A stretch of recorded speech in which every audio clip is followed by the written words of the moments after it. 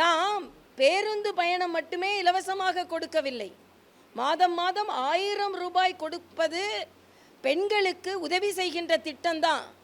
ஆனால் அவர்களை லட்சியவாதிகளாகவும் லட்சாதிபதிகளாகவும் மாற்றி அவர்கள் பல பேருக்கு வேலை அளிக்கும் ஒரு மாபெரும் திட்டத்தை ஏற்படுத்தி இன்னும் 2 கோடி பேர் அந்த லட்சாதிபதிகளாக ஆகின்ற இந்த திட்டத்தில் பலனடைய போகிறார்கள் என்று மிக பெருமையாக மரியாதைக்குரிய பாரத பிரதமர் அவர் சொல்லியிருக்கிறார். பெண்கள் எந்த நாட்டில் முன்னேறுகிறார்களோ அந்த நாடு தான் முழுமையான முன்னேற்றம் அடையும் என்ற தகவலையும் சொல்லியிருக்கிறார். அதனால் அவருக்கு பெண்கள் என்ற வகையிலும் இந்த நாட்டில் உள்ள அத்தனை மகளிர் சார்பிலும் எனது நன்றியை நான் தெரிவித்துக் கொள்கிறேன். அது மட்டுமல்ல, விவசாயிகளுக்கான கொள்கை, ஏற்றுமதி கொள்கை, வெளியுறவு கொள்கை, இவை எல்லாவற்றையும் கொண்டு வரும் பொழுது பாரத பிரதமர் இந்த 100 நாட்களில் இன்னும் சொல்ல போனால் ஒரு திட்டம் அறிமுகப்படுத்தும் பொழுதே இந்த திட்டம் என்று நிறைவடைந்து ஆரம்பிக்கப்படும் என்ற தேதியையும் குறிப்பிடுகிறார்கள் என்றால் இந்த பாரத தேசம் எந்த அளவிற்கு வேகமாக முன்னேறி வருகிறது.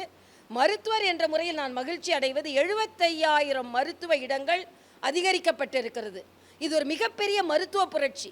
ஏனென்றால் நம் நாட்டில் உள்ள இப்போ உக்ரைன் வார் வரும்போது நமக்கு நல்லா தெரியும், நம்ம மருத்துவ மாணவர்கள் நம்ம நாட்டிலேருந்து போய் எவ்வளோ வருத்தப்பட்டாங்க, கஷ்டப்பட்டாங்க என்று. ஆக வெளிநாடுகளுக்கு போய் தான் சீட்டு வாங்கணும்னு இல்லை, நமது நாட்டிலேயே அதிக மருத்துவர்களை உருவாக்க முடியும் என்று இந்த 100 நாட்களில் மட்டும் 75,000 மருத்துவ சீட்டுகள் உருவாக்கப்பட்டிருக்கிறது. 70 வயதிற்கு மேற்பட்டவர்களுக்கு தனியான ஒரு மருத்துவ காப்பீடு அறிமுகப்படுத்தப்பட்டிருக்கிறது. இவை எல்லாமே 100 நாட்கள் சாதனை தான்.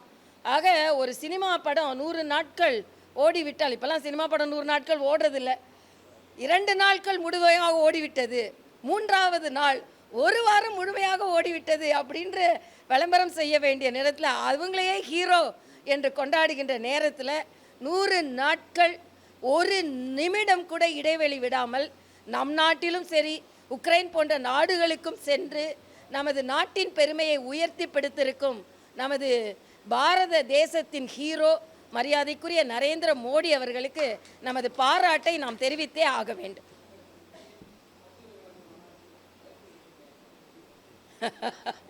அதாவது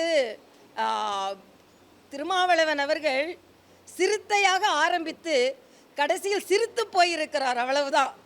ஏனென்றால் ஒரு சிறுத்தையாக நாங்கள் அதிமுகவை கூப்பிடுவோம், மாநாடு நடத்துவோம், ஆட்சியில் பங்கு கேட்போம் அப்படின்னு இடையில ஒரு சின்ன இடைச்செருகல் மாதிரி ஒரு வீடியோவை பரவ விட்டுட்டு அப்புறம் அது அட்மிட் தான், நாங்கள் கிடையாது அப்படின்னு சொல்லி அதை விலக்கி விட்டு, ஆக இது ஒரு அப்பட்டமான ஒரு சினிமா மாதிரி ஒரு ட்ராமா நடைபெற்று கொண்டிருக்கிறது. ஆக ஆரம்பிக்கும் பொழுது நாங்கள் அதிமுகவையும் கூப்பிடுவோம், எல்லாரையும் நாங்கள் கூப்பிடுவோம், நாங்கள் ஆளும் கட்சியை எதிர்த்து கூட மாநாடு நடத்துவோம் அப்படின்னு சொல்லி கொண்டிருந்தவர்கள் அண்ணன் ஸ்டாலின், தலைவர் திருமாவளவன் அவர்கள் அண்ணன் ஸ்டாலினை பார்த்துவிட்டு வந்த உடனேயே சிரித்து போய்விட்டார்கள் என. ஆக ஆரம்பமான மாநாடு அண்ணன் ஸ்டாலினை பார்க்கும்போது, முதலமைச்சர் ஸ்டாலினை பார்க்கும்போது சிரித்து போய், அதற்கு பின்பு மாநாடு நடைபெறும் பொழுது எந்த நிலையில் இது வரும்னு எனக்கு தெரியாது. நான் கேட்குறேன், திராவிட முன்னேற்ற கழகத்தையும் மேடையில் வைத்துக்கொண்டு மதுவிலக்கை எப்படி பேச போகிறீர்கள்? என்ன கண்டனத்தை நீங்கள் தெரிவிக்க போகிறீர்கள்? அது மட்டும் இல்லை, இன்னைக்கு திராவிட முன்னேற்ற கழகம் ஒரு மாநாட்டில் கலந்து கொள்வது என்றால், நான் ஒரு சின்ன கவிதை படித்தேன். அதாவது மரம் வெட்டும் கோடாரிகள் எல்லாம் மரம் வெட்ட வேண்டாம் என்ற மாநாட்டில் கலந்து கொண்டனவாம். இது ஒரு புது கவிதை நான் வரும்போது படித்தேன். அதே மாதிரி இன்னைக்கு நீங்கள் என்னன்னா அதே மாதிரி இன்னைக்கு மது விலக்கு வேண்டும் என்று இன்னைக்கு ஒரு தமிழ் பத்திரிகையில் ஒரு அழகான ஒரு கார்ட்டூன் படித்தேன். இந்த மது விலக்கு மாநாடுக்கு ஸ்பான்சர் யாருன்னா டாஸ்மாக் காரங்க தான் ஸ்பான்சர்ஸ். அதனால் என்ன நடக்குது, ஒரு மதுவிலக்கு என்ற உயரிய கொள்கையை சுயநலத்திற்காக டிமாண்ட் செய்யணும்னு அப்போ சொல்கிறாங்க. அப்போவே கலைஞர் எங்களுக்கு 10 சீட் கொடுத்தாங்க, இப்போ 6 சீட்டுன்னா கையெழுத்து வாங்கினாங்க, எங்கள் கொடி கம்பத்தை ஏற்ற விட மாட்டேன்றாங்க. ஆக எங்களை போன்ற தலைவர்களுக்கு பாதுகாப்பு இல்லை. இப்படி கொஞ்சம் கொஞ்சமாக சீரிய சிறுத்தை அப்போ சீர ஆரம்பித்து அதுக்கப்புறம் முதல்வரமைச்சரை பார்த்த உடனே சிரித்து போயிருக்கிறது. இதுதான் இதில் ஒரு பெரிய இம்பேக்டும் ஒன்றும் இல்லை, ஏதோ இடையில் ஒரு சின்ன சலசலப்பு என்று தான் இதை எடுத்துக்கொள்ள வேண்டும். இந்த மதுவிலக்கு மாநாடு எந்தவித தாக்கத்தையும் தமிழக மக்களிடம் ஏற்படுத்த போவதில்லை. ஆனால் அவர்களின் நெருக்கத்தை நெருக்கலாக, எப்படி நாங்கள் நெருக்கமாக இல்லை, உங்களுக்கு நெருக்கம் கொடுக்க போகிறோம், நெருக்குதல் கொடுக்க போகிறோம் என்று விடுதலை சிறுத்தைகள் சொல்வதற்கு வேண்டுமானால் இது உதவிகரமாக இருக்கும், அவ்வளவுதான். இன்னும் சொல்லப்போனால் மதுவிலக்கை நாங்கள் இன்னும் வேகமாக எடுத்து சென்றிருக்கிறோம். எங்களது கூட்டணி கட்சியான பாட்டாளி மக்கள் கட்சி எடுத்து சென்றிருக்கிறது. 3.5 வருடம் அண்ணன் திருமாவிற்கு மதுவை பற்றி யோசனை வரலை. இன்னைக்கு திடீர்னு வந்துருச்சு. ஏன்னா 2026 பக்கத்தில் வந்துவிட்டது. எல்லாவற்றிற்கும் இன்னொன்று சொல்கிறாங்க, தேசிய மது கொள்கை வேணுமா, தேசிய குடிப்பதற்கு ஒரு கொள்கை வேணுமா. ஆக தேசிய படிப்பதற்கு ஒரு கொள்கை கொடுக்கும்போது அதை நாங்கள் ஒத்துக்க மாட்டோம்னு சொன்னீங்க. தேசிய கல்விக் கொள்கை நீங்கள் ஒத்துக்கொள்ள மாட்டீங்க. இப்போ தேசிய மது கொள்கை கொடுத்தா மட்டும் உடனே ஒத்துக்குவீர்களா? உடனே உங்களோட மாநில உரிமைகள் எங்கே போகிறது, மாநில சுயாட்சி எங்கே போகிறது?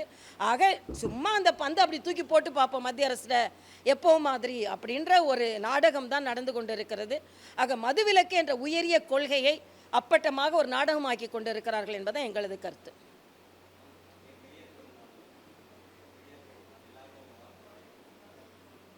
நாங்கள் யாருக்குமே வாழ்த்து சொல்ல, இப்போ நான் அண்ணன் ஸ்டாலின் மாதிரி இல்லை, விநாயகர் சதுர்த்திக்கு வாழ்த்து சொல்ல மாட்டேன். இல்லை, பெரியார் கொள்கைக்கு நாங்கள் எதிராக இருந்தாலும் தம்பி கருப்பு சட்டை போட்டு நீங்கள் கேட்பதெல்லாம்